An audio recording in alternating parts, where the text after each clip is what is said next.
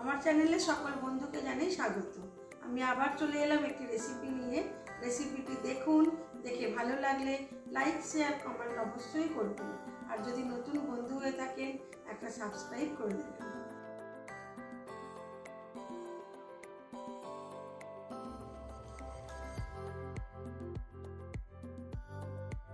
আজ আমি বানাবো পাবদা মাছের একটি রেসিপি, আর সেটাই আপনাদের সাথে শেয়ার করব। আমি কিভাবে এই পাবদা মাছটি বানাচ্ছি দেখুন।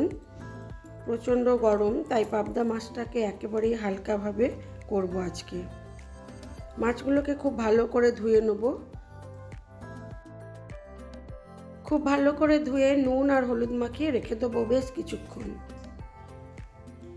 এবারে সর্ষের তেল গরম করে নেব। সর্ষের তেলটা গরম হয়ে গেছে, কড়ার মধ্যে দিয়ে দিলাম অল্প একটু নুন। এতে মাছগুলো ফাটবেও না আর মাছগুলো জড়িয়েও যাবে না।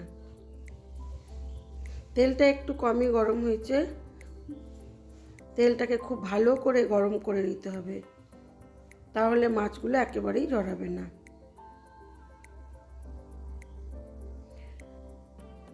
মাছগুলোকে খুব ভালো করে লাল করে ভেজে তুলে নেব।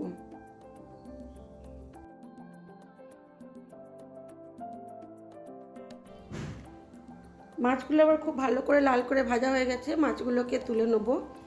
নিয়ে ওই তেলের মধ্যেই আমি মাছের ঝালটা করব। আরও একটু তেল দিয়ে দেবো। আজকে মাছের ঝালটা করব আমি আদা ও জিরে বাটা দিয়ে। দিয়ে দিলাম অল্প একটু জিরে ফোড়নে। এবারে দিয়ে দেবো পেঁয়াজ কুচি। আজকে দু রকম পেঁয়াজ ব্যবহার করব, কুচানো পেঁয়াজ ও বাটা পেঁয়াজ। কুচানো পেঁয়াজটাকে হালকা নুন দিয়ে আগে ভেজে নেবো, তারপরে দেবো বাটা পেঁয়াজটা। আর দেবো বেশ অনেকটা পরিমাণ টমেটো আর আদা জিরে বাটা। ঝালঝালি করব, কিন্তু কাঁচা লঙ্কা দিয়ে ঝালটা করব।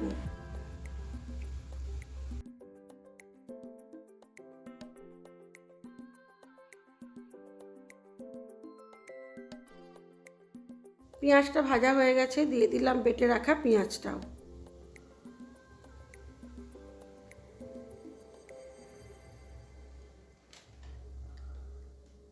একটু বেশি করে টমেটো আর পেঁয়াজ দেবো।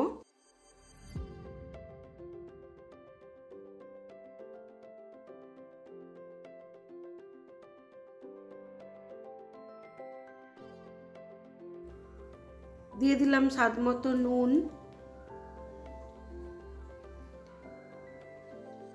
দেবো অল্প একটু হলুদ গুঁড়ো। দিয়ে আবার ভালো করে পেঁয়াজটাকে কষিয়ে নেব।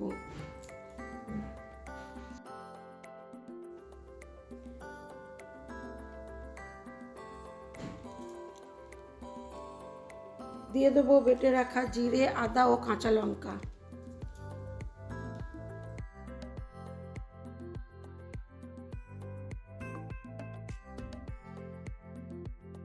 সব মশলাগুলোকে তেলের মধ্যে ভালো করে কষিয়ে নিয়ে তারপরে অল্প অল্প করে জল দিয়ে পেঁয়াজটাকে ভালো করে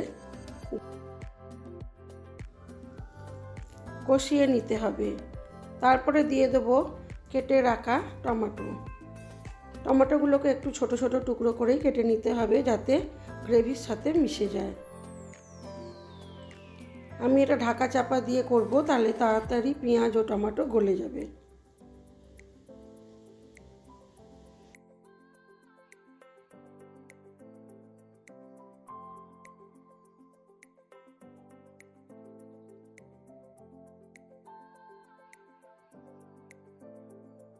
রঙের জন্য দিয়ে দিলাম অল্প পরিমাণ লাল লঙ্কার গুঁড়ো।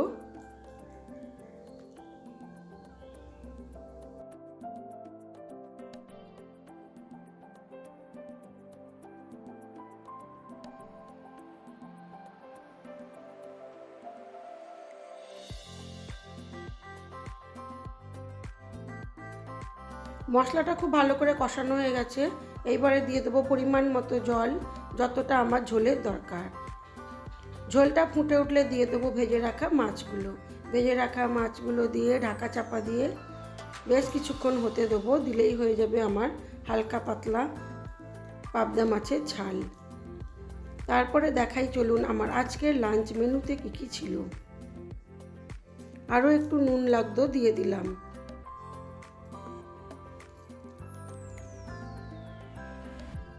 এবারে দিয়ে দেবো মাছগুলো।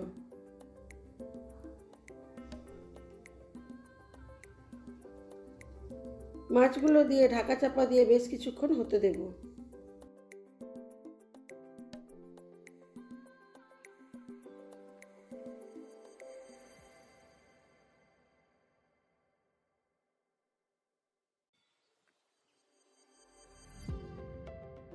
পাবদা মাছের ঝালটা আমার হয়ে গেছে, আমি এবারে এটাকে সার্ভ করে দেবো। এবারে দেখাই চলুন আমার আজকের লাঞ্চ মেনুতে কী ছিল।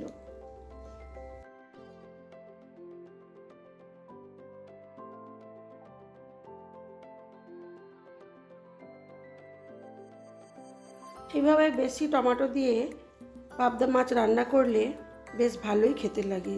আর গরমের দিনে একটু টক টক যে কোনো তরকারি বেশি হলে বেশ ভালোই লাগে।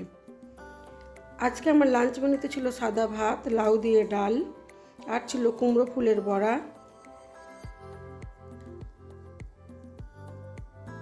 আর ছিল আলু পটলের তরকারি, আর পাবদা মাছের ঝাল, আর ছিল টক দই। আজকে সবই ছিল গরমের উপযুক্ত খাবার। আজ এই পর্যন্তই। সবাই ভালো থাকবেন, সুস্থ থাকবেন, নিজেদের খেয়াল রাখবেন। আমার ভিডিওটি যদি ভালো লেগে থাকে তাহলে লাইক, শেয়ার, কমেন্ট অবশ্যই করবেন। নতুন বন্ধু হয়ে থাকলে একটা সাবস্ক্রাইব করে দেবেন।